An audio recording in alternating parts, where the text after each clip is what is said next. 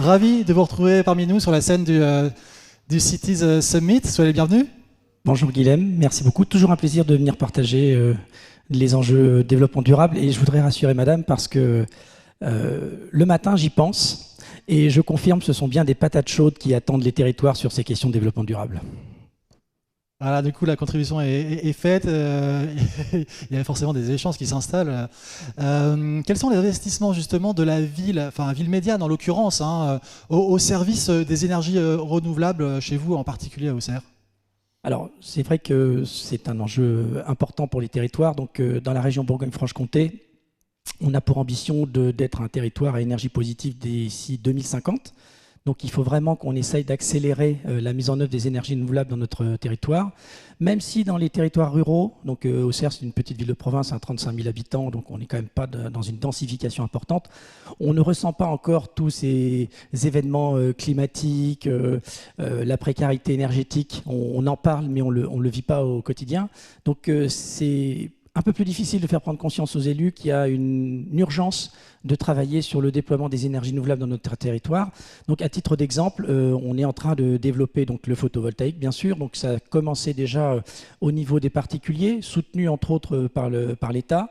Après, au niveau des collectivités, on essaye de travailler sur des ombrières. Donc, on est sur des surfaces qui sont déjà imperméabilisées. Donc, on essaye d'optimiser ces surfaces, sachant que, pareil, dans la législation, on va parler de zéro artificialisation des sols.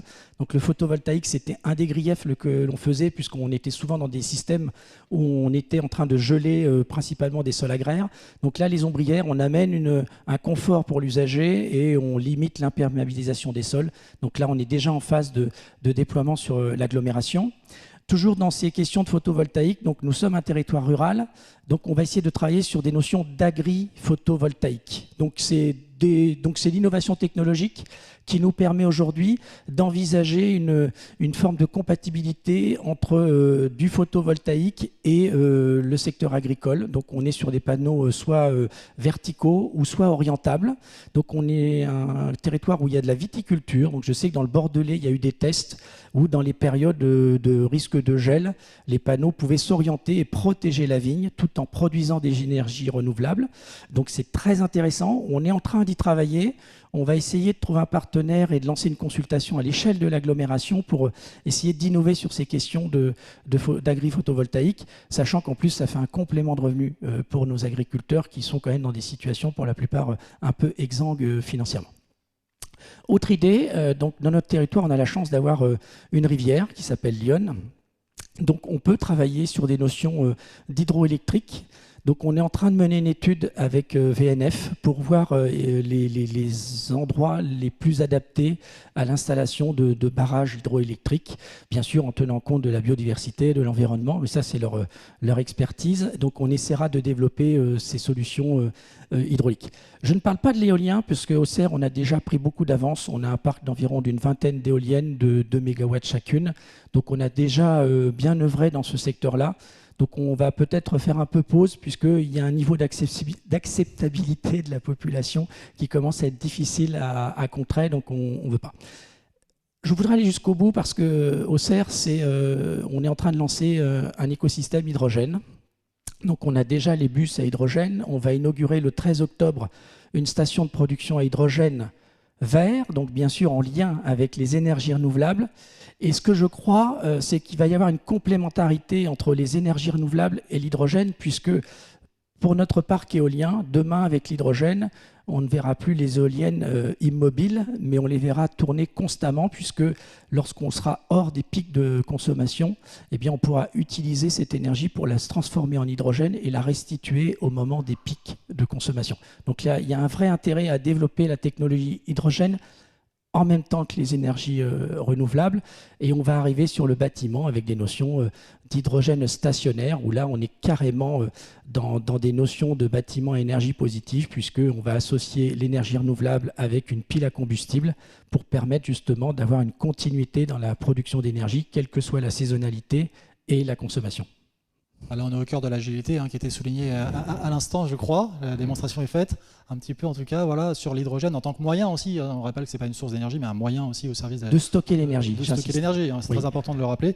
Alors, comment vous en faites la promotion, justement, pour les entreprises de ces démarches qui sont innovantes, qui sont pleines de bonnes innovations? Comment vous en faites la promotion auprès des entreprises?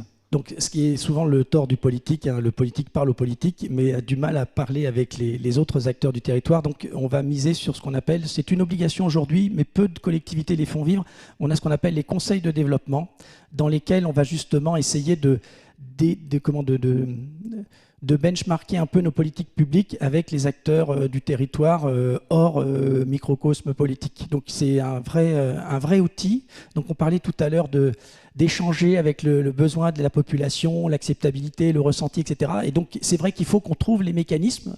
Donc il y a les nouvelles technologies, mais chez nous c'est pas encore trop développé. Mais le conseil de développement, c'est vraiment quelque chose qu'on souhaite mettre en œuvre pour justement expérimenter nos politiques publiques auprès des acteurs, avoir le ressenti pour les sensibiliser, parce qu'on a tout intérêt à les emmener avec nous.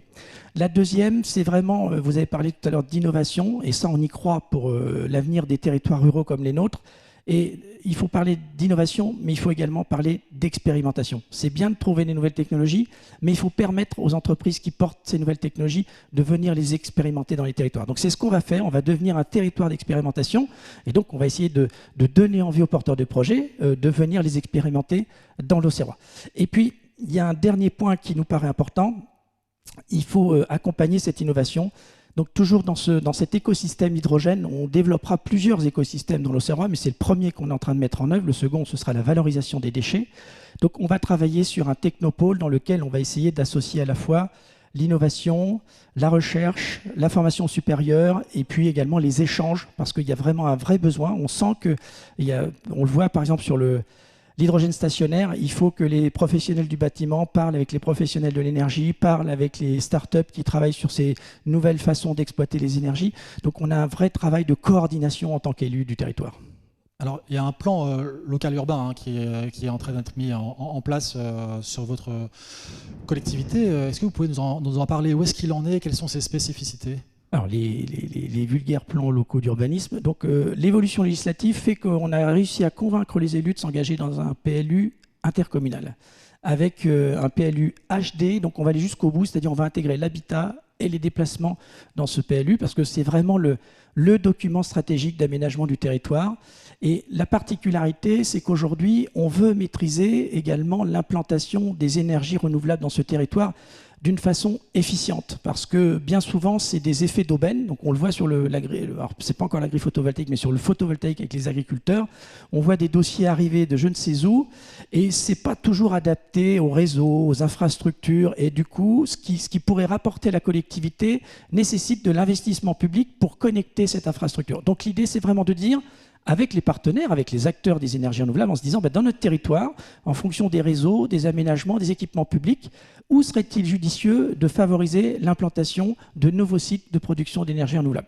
Et derrière, on va l'inscrire dans le document. Donc il y a un petit indice qu'on va pouvoir mettre maintenant dans les cartographies qui sera ENR. Donc on aura vraiment dessiné, et demain, quand il y aura des porteurs de projets, ce sera une évidence, ils sauront où est-ce qu'on pourra porter les projets, et derrière, ça rapportera vraiment au territoire. Alors si on rétrécit un peu la loupe, ou si on l'élargit au plan plus local encore, effectivement, ce quartier autonome, alors de Batardeau, Montardouin, où en est-il? Quel exemple est-il pour la ville? En quoi il est emblématique? Alors, l'historique, c'est qu'on avait 2 grosses friches industrielles très très proches du cœur de ville, donc qui sont là depuis très longtemps. Et c'est vrai qu'elles étaient, c'est un quartier qui fait environ 17 hectares, donc pour une commune comme Auxerre, c'est quand même quelque chose de très important. Donc il y a un enjeu très fort, et on avait ces 2 friches industrielles qui étaient des verrues dans la ville, et donc on a pris comme décision de traiter les 17 hectares comme une opération d'aménagement d'ensemble, et on va essayer de répondre à un appel à manifestation d'intérêt européen sur un quartier autonome en énergie. Donc c'est pas très répandu, donc on va vraiment essayer de définir ce que pourrait être l'aménagement urbain de demain, en essayant d'anticiper tous ces enjeux environnementaux qui nous arrivent et qui arrivent de plus en plus vite. Donc il faut vraiment qu'on soit volontaire, et on va aller au-delà des énergies. Donc on va avoir une autonomie en termes d'énergie, mais on voudra aller jusqu'à essayer d'aller en autonomie des ressources. Donc je pense à l'eau potable, c'est une patate chaude qui nous attend monstrueuse. On va parler d'alimentation, hein, on parle de plan d'alimentation territoriale. On va arriver à une forme d'autonomie de l'alimentation, si on veut une alimentation de qualité, une alimentation non carbonée. Donc on va travailler sur des notions de ferme urbaine, des choses comme ça. Et je pense que ce sera une façon de montrer qu'on peut penser l'urbanisation en ayant une politique de développement durable responsable et pérenne. Parce que ce qu'on construit aujourd'hui, c'est pour les générations de demain. Voilà. Merci. Merci Guilhem. Merci beaucoup. Cresson Marot, maire d'Auxerre.